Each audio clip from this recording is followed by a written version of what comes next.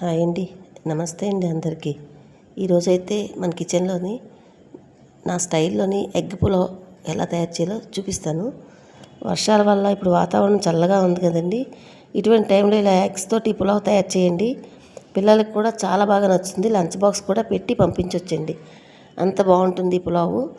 అయితే దీనికోసం ఎందులో పులావ్ చేయాలో గిన్నె పెట్టుకొని 2 స్పూన్లు నూనె, 1 స్పూను నెయ్యి వేసుకొని హీట్ అయిన తర్వాత 4 లవంగాలు, ఒక ఇంచు దాల్చిన చెక్క ముక్క, అలాగే చితగొట్టుకున్నవి 5 యాలకులండి, ఒక 2 బిర్యానీ ఆకులు తీసుకొని ఈ మరిగిన నూనెలో వేసి ఒకసారి వేగిన తర్వాత 2 గ్లాసులు సోనా మసూరి రైస్ అండి కడిగి ఆరబెట్టేసుకోవాలి బాగా.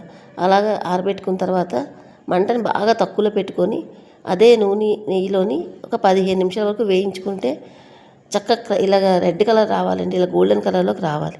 అంతవరకు వేగిన తర్వాత స్టవ్ ఆఫ్ చేసి వాటిని పక్కన ప్లేట్లో పెట్టుకుందాం. ఇప్పుడు మసాలాలు చూడండి, 6 పచ్చిమిరపకాయలు, జాపత్రి 1, జాజికాయ ముక్క, దాల్చిన చెక్క, 6 నుంచి 7, 8 లవంగాలు, ఒక 6, 7 యాలకులు, 1 స్పూను సోపు, ఒక ఫుల్ ఎల్లుల్లిపాయ, అలాగే అల్లం ముక్కలు ఒక 2, 3 అల్లం ముక్కలు తీసుకొని వీటన్నిటిని మిక్సీ జార్లోకి తీసుకొని కొంచెం కొత్తిమీర కూడా తీసుకోవాలండి.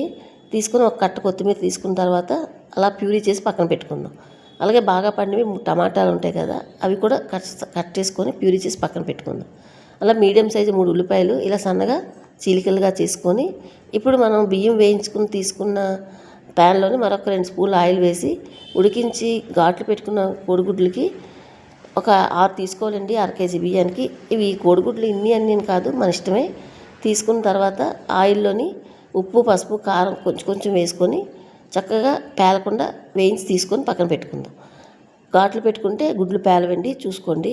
అదే ఆయిల్లోని కొంచెం కరివేపాకు, ఒక 2 ఎండుమిరపకాయలు వేసి వేగిన తర్వాత సన్నగా చీలికలు చేసుకున్నాం కదండి ఉల్లిపాయలు, వాటిని మంటని చాలా మీడియంలో పెట్టుకొని చక్కగా వేయించుకోవాలి. ఇలా గోల్డెన్ కలర్లోకి వచ్చిన తర్వాత మనం మసాలాలు, కొత్తిమీర అన్నీ వేసి రుబ్బుకున్నాం కదండి. మిక్సీ పట్టుకున్న మసాలా పేస్ట్ వేసి మసాలా పేస్ట్లో ఉండే పచ్చిదనం పోయి నూనె సెపరేట్ అయిపోతూ ఉంటుంది చూడండి. అలా సెపరేట్ అయిపోయిన దాకా వేయించుకోవాలి. అలా వేగుతున్నప్పుడే 1/2 స్పూన్ పసుపు, ఈ 1/2 కేజీ బియ్యానికి సరిపడినంత ఉప్పు, మీ రుచికి సరిపడినంత ఉప్పు వేసుకోండి. వేసుకొని చక్కగా ఉప్పు, పసుపుతో పాటు ఈ మసాలా అంతా బాగా వేయించుకోవాలి. వేగిన తర్వాత మనం 3 టమాటాలు ప్యూరీ చేసుకున్నాం కదండి, ఆ టమాటా ప్యూరీ కూడా అందులో వేసేసి మంటని కొంచెం మీడియంలో పెట్టుకొని మాడకుండా జాగ్రత్తగా మొత్తం అలా మధ్య మధ్యలో కలుపుకుంటూ మూత పెట్టి కలుపుకుంటూ ఒక 5 నిమిషాలు కుక్ చేసేసరికి ఇలా టమాటాలు చక్కగా వేగిపోయి నూనె సెపరేట్ అయిపోతుందండి. ఇలా నూనె సెపరేట్ అయిపోయిన తర్వాత మనం వేయించి పెట్టుకున్న సోనా మసూరి రైస్ ఇప్పుడు మనం ఈ ప్యూరీలో మసాలాలోకి వేసుకోవాలి. వేగిపోయిన మసాలాలోకి వేసుకోవాలి. వేసుకొని ఆ మసాలాలు టమాటా ప్యూరీ అంతా బాగా బియ్యానికి పట్టేటట్టు ఒక 2 నిమిషాలని 1 నిమిషం కలుపుకోవాలండి. బియ్యం కొంచెం వేడెక్కుతాయి అన్నమాట. ముందు వేయించి తీసుకున్నాం కనుక చల్లారిపోయి వేడెక్కిన తర్వాత ఇప్పుడు కలిసిపోయిన తర్వాత 2 గ్లాసులు బియ్యానికి 4 గ్లాసులు వాటర్ పోసుకోవాలండి. మరిగిన వాటర్ పోసుకోవాలి. వేడి నీళ్ళు పోసుకొని మూత పెట్టి చక్కగా ఒక 5 నిమిషాలు హైలో ఉంచుకున్న తర్వాత ఇలా కలుపుకోండి. కలిపిన తర్వాత వేయించి పెట్టుకున్న గుడ్లు వేసేసుకొని చక్కగా కొంచెం కొత్తిమీర వేసుకొని మళ్ళీ మరొక్కసారి బాగా కలుపుకొని మూత పెట్టేసి మంటని మీడియం టు సిమ్లో పెట్టేయాలండి.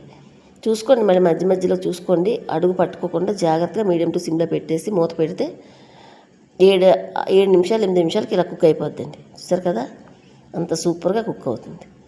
ఏం చూడక్కర్లేదండి, తిరుగులేదు, సూపర్గా ఉంటుంది.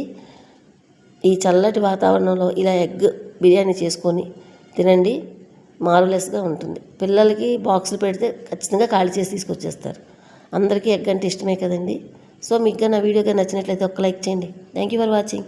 చిన్న మాట అండి, ఎగ్స్ తినని వాళ్ళు అయితే యాజ్ ఇట్ ఈస్గా ఎగ్స్ స్కిప్ చేసి కూడా చేసుకోవచ్చు.